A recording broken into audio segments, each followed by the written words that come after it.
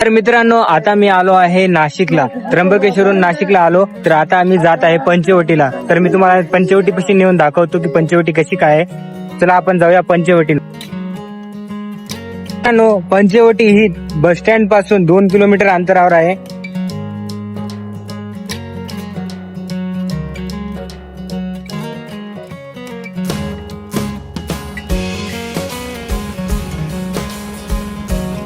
एकमुखी दत्तात्रयांचं दर्शन घ्यायला आलो होतो, पण आता मंदिर बंद आहे. त्यासाठी आपण आता पुढे जाऊया.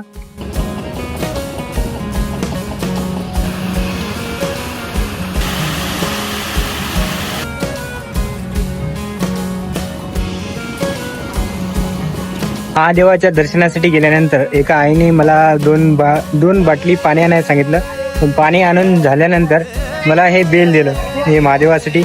आणि हे बेल दिलं. मी विचारलं की हे गंगेमध्ये वाहू घालायचं का, तर त्याने सांगितलं की हे जपून ठेव म्हटले.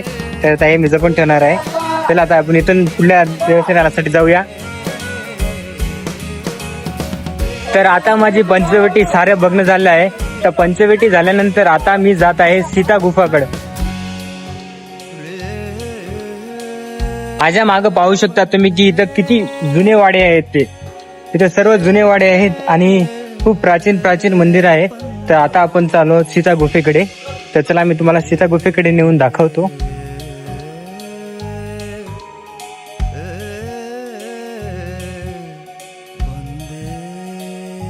जे पाहताय तुम्ही हे आहे रामकंद मंदिर. तर मित्रांनो, आता आम्ही सीता गुफेपाशी आल्या होत्या, पण सीता गुफेचं काम चालू असल्यामुळे आता गुफा बंद आहे. त्यासाठी आता आम्ही जाणार आहोत तपोवनाकडे. तर चला, आता सीता गुफेचं काही दर्शन झालं नाही.